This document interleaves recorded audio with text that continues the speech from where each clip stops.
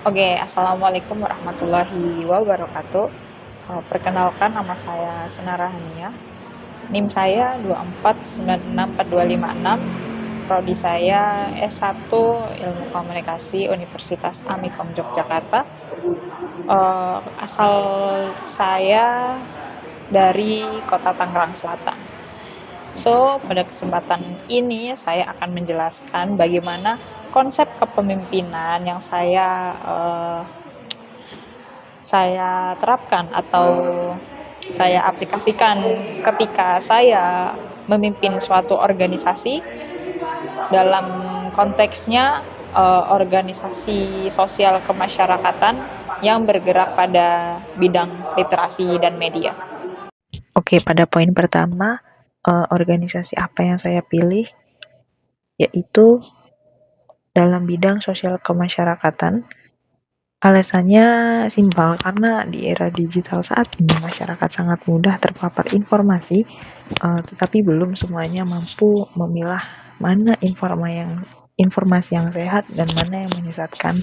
Dan disinilah peran komunikasi menjadi sangat penting. Dan untuk pendekatannya, dalam organisasi ini saya menggunakan komunikasi partisipatif dan strategis, berarti melibatkan berbagai pihak dalam proses komunikasi, sekaligus merancang pesan secara terarah dan berkelanjutan.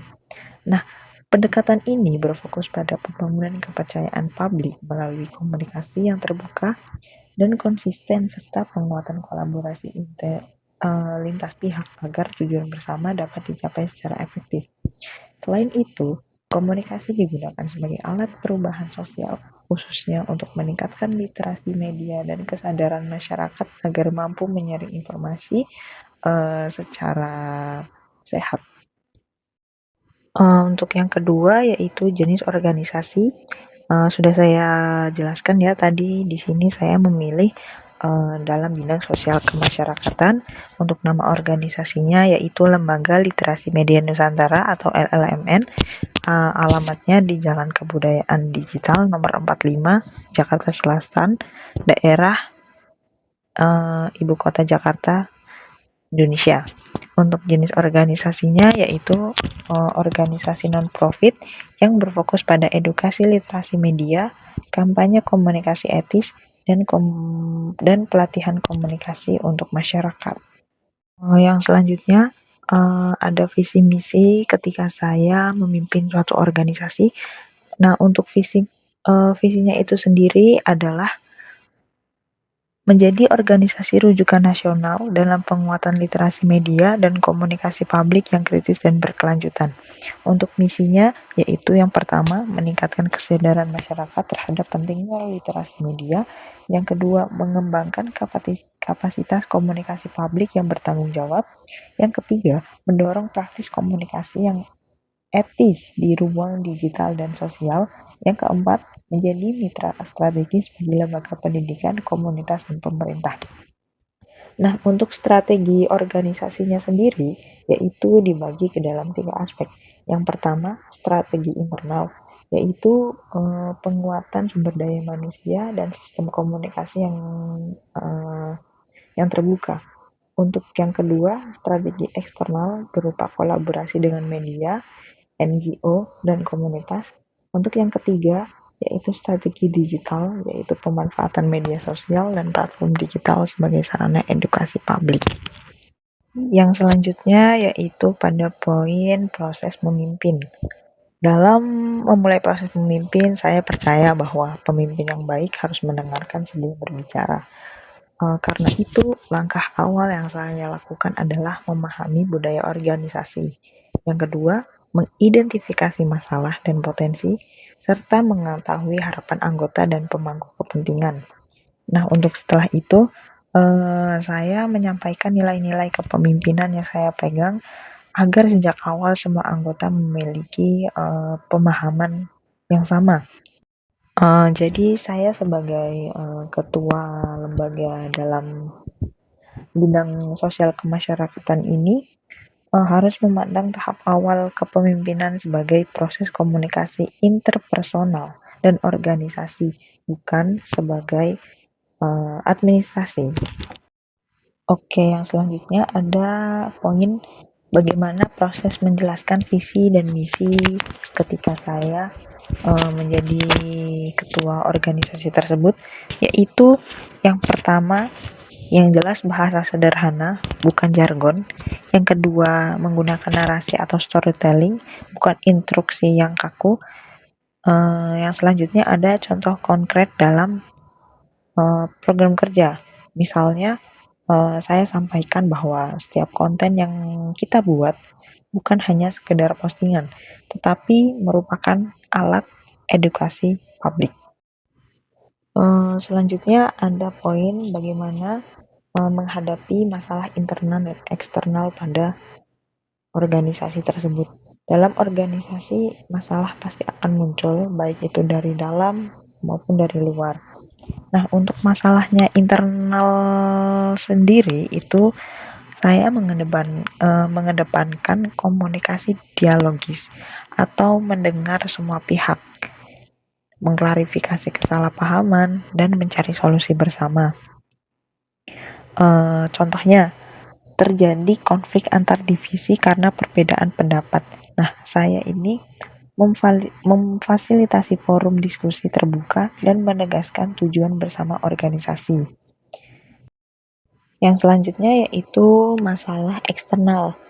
Untuk masalah eksternal sendiri seperti kritik dari publik, saya menggunakan pendekatan komunikasi strategis dan manajemen krisis. Misalnya dengan memberikan klarifikasi secara terbuka dan tidak defensif.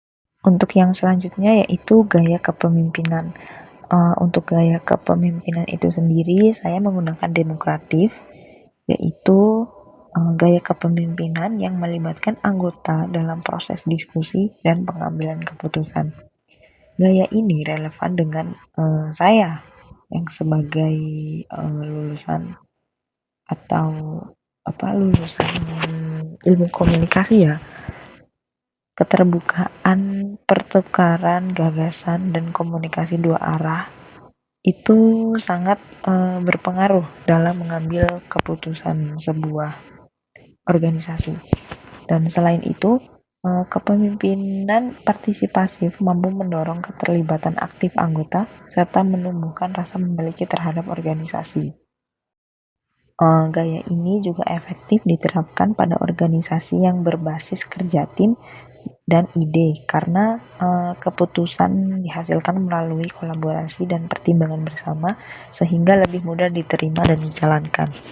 Untuk contohnya, dalam menentukan program kerja, saya tidak memutuskan sendiri, tetapi yaitu yang pertama ada mengundang ide dari anggota. Yang kedua, ada mendiskusikan kelebihan dan resikonya.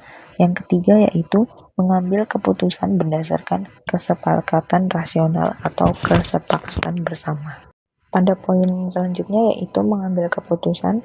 Di sini saya menggunakan pendekatan berbasis data dan komunikasi. Keputusan itu diawali dengan mengumpulkan informasi yang relevan, kemudian mendengarkan pendapat anggota yang terlibat agar berbagai sudut pandang dapat dipertimbangkan. Untuk selanjutnya, saya menganalisis dampak keputusan baik dalam jangka pendek maupun jangka panjang. Setelah itu, keputusan diambil secara bertanggung jawab dan disertai komitmen untuk melaksanakan serta mengevaluasinya. Dalam menentukan kerjasama dengan pihak luar, saya mempertimbangkan kesesuaian nilai organisasi dengan mitra agar tidak terjadi konflik prinsip. Selain itu, reputasi mitra menjadi faktor penting untuk menjaga kredibilitas organisasi. Dan saya juga menilai dampak terhadap citra publik sehingga kerjasama yang dijalin dapat memberikan manfaat positif dan tidak merugikan kepercayaan masyarakat. Selanjutnya yaitu implementasi kepemimpinan dalam kehidupan sehari-hari. Kepemimpinan itu sendiri tidak berhenti di dalam suatu organisasi. Dalam kehidupan sehari-hari, saya menerapkan komunikasi yang lebih empatik, pengambilan keputusan yang lebih matang, kemampuan mengelola konflik secara dewasa, serta tanggung jawab terhadap setiap ucapan dan tindakan.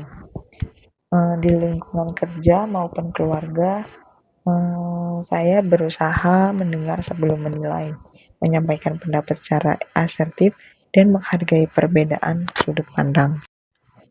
Melalui presentasi kali ini, saya meyakini bahwa kepemimpinan berbasis komunikasi tidak hanya mampu menggerakkan organisasi, tapi juga memberikan kontribusi nyata bagi perubahan sosial di masyarakat.